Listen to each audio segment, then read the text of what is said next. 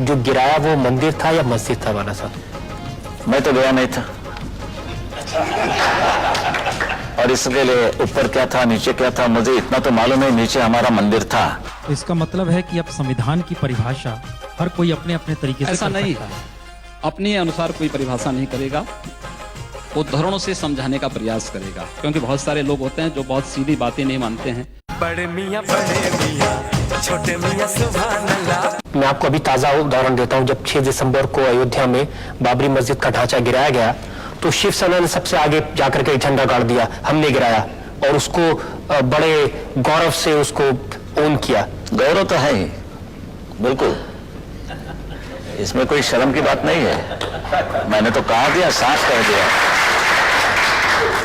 आप ये मानते हैं ये बाबरी मस्जिद गिराने दी गई है, इसके नीचे हमारा जो टेंपल था, मंदिर था राम का, वो हमने ऊपर लाया। तो इसका मतलब यह है कि अगर आपको धार्मिक स्वतंत्रता है तो किसी दूसरे को भी धार्मिक स्वतंत्रता होगी? हाँ, हर एक को है, हर एक को होगी।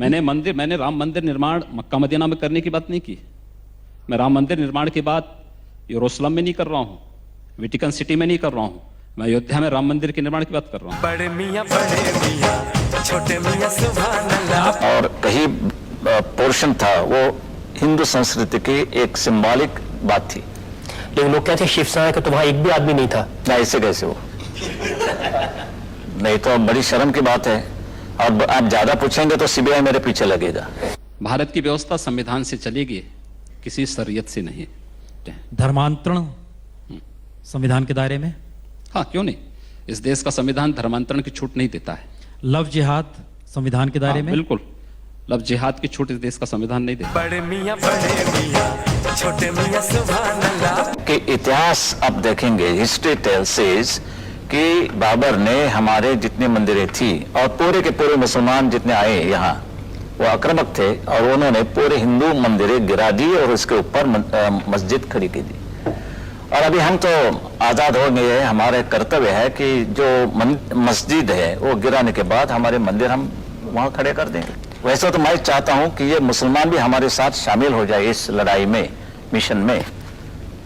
कोशिश तो यही होनी चाहिए कि सब लोग साथ मिलकर के लड़ें। कोशिश तो करते रहते हैं, कोशिश हमारे शंकरराव जी भी कर रहे हैं, शांतता कैसे रहेगी, सुव्यवस्था कैसे रहेगी, फिर भी बम फटते हैं, क्या करेंगे। और जब बम फटते हैं उसके बाद में जो राइट होते हैं उसमें शिवसेना का हाथ रहता है? हाथ में पांव रहता है। हिंदू मुसलमान नफरत मार काट, ये क्या शोभा देता है मंदिर के महंत को, भगवा पहने साधु को? हम कहाँ मार काट करवा रहे हैं? हम तो शांति से रहना चाहते हैं, बहुत शांति से रहना चाहते हैं। लेकिन जो लोग शांति से रहना नहीं देना चाहते हैं तो आखिर उसका भी तो कोई उपचार होगा। उपचार जब शासन तंत्र के साथ नहीं होता तो समाज को वह उपचार स्वयं अपने हाथों में लेना पड़ता है, और मुझे लगता है समय आ गया है जब उपचार लेना। बड़े मियां छोटे मियां सुभान अल्लाह। कम्युनल पैशन को बढ़ाना, कम्युनल पैशन जिसमें लोगों की जान जाए, खून बहे, आखिर हिंदू मरे मुसलमान मरे, खून तो इंसान का बहता है। वो क्या मानते हैं इस पर हमारी पूरी एक्शन कार्रवाई मुनसर होती है। तो आप रिएक्शनरी हम हैं? क्या मार खाते रहेंगे? बम फटने के बाद हम क्या हाथ जोड़ेंगे, भाई क्या आवाज था, ये करें हम? ऐसे बम तो हमने कभी देखे नहीं, दिवाली में भी नहीं। बहुत अच्छा आवाज था, भरने जाने की बात छोड़ दीजिए, हमने तो बम नहीं फटाए। हमने की जो बात हो रही है, दंगा फसाद होता है, हम नहीं उतरते तो हिंदू मारे जाते। योगी जी, इस समय देश में आपकी सरकार है। जी हाँ। एक तरफ नरेंद्र मोदी लाल किले की प्राचीर से कहते हैं कि 10 साल तक दंगे फसाद को पीछे छोड़ दो, सिर्फ विकास की बात करो। इस देश के अंदर एक भी दंगा हिंदुओं की ओर से नहीं हुआ है। देश के दंगों के इतिहास को आप देखेंगे, मैं आपको बताऊं, पूरे देश के अंदर दंगे कहां होते हैं? 3 श्रेणियां उसकी हैं। 10 से 20% की आबादी, 20 से 35% की आबादी और 35 से ऊपर की आबादी। 10 से 20 की आबादी जो है, यहां पे छुटपुट सांप्रदायिक झड़पें होती हैं, जहां पर मुस्लिम आबादी 10 से 20% के बीच में है। 20 से 35% की आबादी जहां भीषण दंगे होते हैं, और 35 से ऊपर की आबादी जहां गैर मुस्लिम के लिए कोई जगह नहीं। ये केवल भारत की बात नहीं कर रहा हूं, पूरी दुनिया की मैं बात कर रहा हूं। पूरी दुनिया के अंदर ये सच्चाई है। ये आपकी थ्योरी हो सकती है, मेरी थ्योरी नहीं, जो सच्चाई है। दूसरा, ये एक भी दंगे की, उत्तर प्रदेश में 2.5 वर्ष के दौरान 430 से अधिक सांप्रदायिक हिंसक झड़पें और दंगे हुए हैं। एक भी दंगे की शुरुआत हिंदुओं की ओर से नहीं हुई। एक भी दंगा शुरू करने वाला ना हिंदू होता है ना मुसलमान होता है। कैसी बात कर रहे हैं आप? मैं सच्ची बात कर रहा हूं। आज लोग कह देंगे आईएसआईएस के साथ लड़ने वाले लोग ना हिंदू है ना मुसलमान है, फिर उनके लिए फतिया क्यों पढ़ा जा रहा है?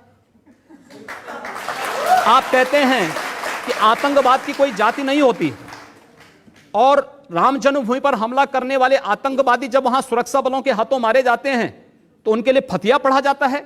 क्यों नहीं उनको अमेरिका की, जैसे ओसामा बिन लादेन को अमेरिका ने समुद्र में डाल दिया, पता ही नहीं लगा कहां चला गया, वैसे क्यों नहीं उनके साथ व्यवहार करते हैं? फिर जब उसकी कोई जाति नहीं, उसका कोई मजहब, कोई धर्म नहीं, उसके साथ इसी प्रकार का व्यवहार करिए आप। क्यों उसको फिर जाति के दायरे में, किसी मजहब के दायरे में उसको कैद कर देना ये चाहते तो आप कर रहे हैं कैद, मैं नहीं कर रहा हूं। ये वे लोग कर रहे हैं जो उनको उस प्रकार का देने के लिए उतावले दिखाई देते हैं। और इसलिए मैं कह रहा हूं, अगर जाति नहीं, मजहब नहीं, समाप्त करिए।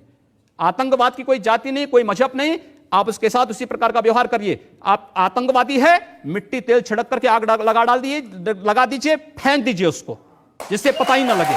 क्या मतलब है? ये चीजें अपने आप समाप्त हो जाएंगे। अगर कोई हिंदू है हाँ। और वो आतंकवादी है, वो मारता है मासूम लोगों को, उसके बारे में भी यही कहेंगे आप? हिंदू पहले आतंकवादी नहीं हो सकता। ये क्या बात हुई?